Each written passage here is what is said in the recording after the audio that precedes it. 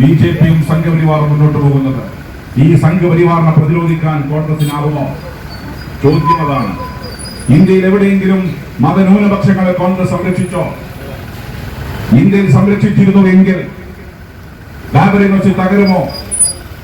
ന്യൂനപക്ഷങ്ങൾ സംരക്ഷിച്ചിരുന്നുവെങ്കിൽ രാജ്യത്തെമ്പാടും വർഗീയ കലാപങ്ങളിൽ ന്യൂനപക്ഷങ്ങൾ മുസ്ലിങ്ങൾ കൊല ചെയ്യപ്പെടുമ്പോൾ കോൺഗ്രസ് തടയുമായിരുന്നില്ലേ? ഇനി അടക്കപ്പോട്ടെ, രാജസ്ഥാനിലും മധ്യപ്രദേശിലും ഉത്തർപ്രദേശിലും മുസ്ലിങ്ങൾക്ക് ഈദ്ഗാഹ് സംഘടിപ്പിക്കാൻ സാധിക്കുന്നില്ല, ക്രിസ്ത്യാനികൾക്ക് കരോൾ സംഘടിപ്പിക്കാൻ സാധിക്കുന്നില്ല, മുസ്ലിങ്ങൾക്ക് ഇഫ്താർ സംഗമങ്ങൾ സംഘടിപ്പിക്കാൻ സാധിക്കുന്നില്ല. ഈ രാജ്യത്ത് ബിജെപി കഴിഞ്ഞാൽ രണ്ടാമത്തെ പാർട്ടി കോൺഗ്രസ് അല്ലേ? ഇത്തരമൊരു സാഹചര്യം ഉണ്ടാകുമ്പോൾ അതിനുവേണ്ടി സംരക്ഷണം കൊടുക്കാൻ കോൺഗ്രസിനാവുന്നല്ലോ.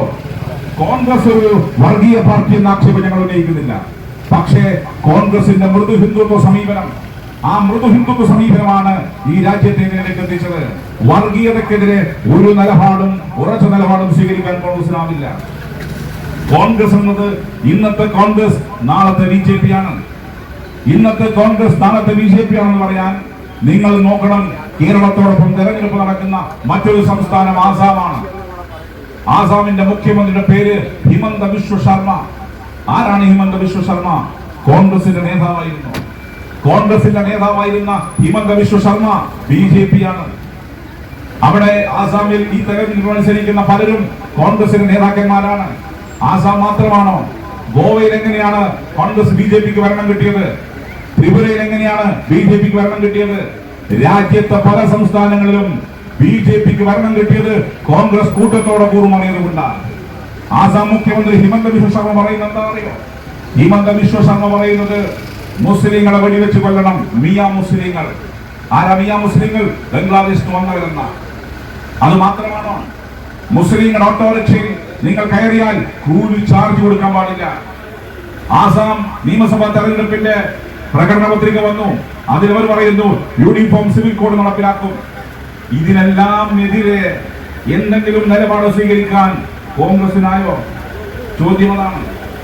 രാജ്യം ഒരു യുദ്ധത്തിന്റെ വക്കിലാണ്. ലോകരാജ്യം ഇറാൻ അമേരിക്ക യുദ്ധം നടക്കുന്നു. ആ യുദ്ധത്തിന്റെ പ്രതീതി എങ്ങനെ കേരളത്തെ ബാധിക്കും? അതിന്റെ ഏറ്റവും വലിയ ഉദാഹരണമാണ് നമുക്ക് ഗ്യാസ് ലഭിക്കാത്തത്. ഗ്യാസ് സിലിണ്ടർ എണ്ണം കുറഞ്ഞില്ലേ? ഈ തെരഞ്ഞെടുപ്പിൽ അത് ചർച്ച ചെയ്യണം.